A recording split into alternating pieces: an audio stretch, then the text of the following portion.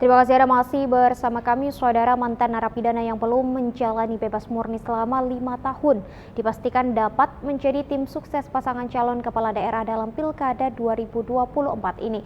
Pencabutan hak politik mantan narapidana hanya berlaku untuk ikut dalam kontestasi saja.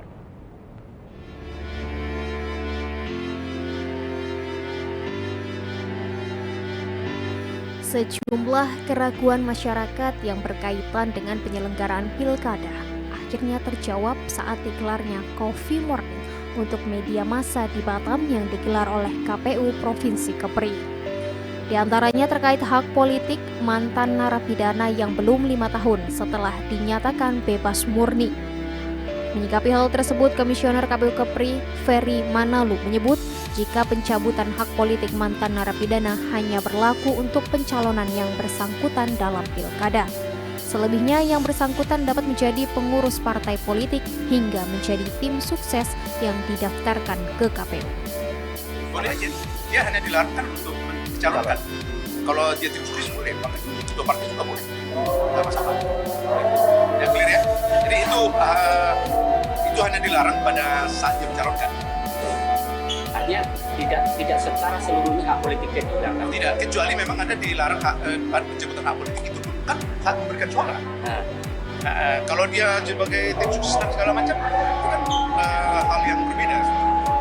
Dan itu pun tidak diatur secara spesifik kalau apakah dia sebagai pengurus atau tim sukses itu kan nggak dalam artian menggunakan suara. Kalau hak politik dicabut, tapi kan yang bersangkutan hak politik dicabut. Yang pasti terus partai mantan narapidana kalau dia belum 5 tahun boleh sebagai boleh sebagai tim sukses, nggak masalah, nggak diatur. Sementara terkait surat dukungan parpol harus ditandatangani oleh ketua umum partai. Namun jika surat dukungan hanya ditandatangani oleh ketua Bapilu, dapat dipakai dan dianggap sah jika partai yang bersangkutan memiliki ADART yang mengaturnya. Itu pun dengan catatan ada arahan dari ketua umum dan sekretaris umum partai politik. Dengan itu, karena surat pendaftaran sendiri kan baru 27 Agustus. Jadi itu nanti baru kita lihat 27. Yang sekarang beredar ini kan kita kan belum tentu itu diserahkan ke KPU ya, sekarang ini. Artinya yang kami nanti akan lihat itu yang di KPU itu 27 itu tambah yang harus ditandatangani ketua umum dan sekretaris umum. Artinya dalam PKPU itu apakah sah jika hanya ditandatangani oleh ketua Bapilu? Itu ada mekanisme di partai tertentu yang boleh diatur oleh Bapilunya. Artinya di KPU sendiri tidak ada aturan tertentu. Tidak secara spesifik diatur, tapi ditandatangani oleh ketua dan sekretaris. Boleh dengan lain ketika ada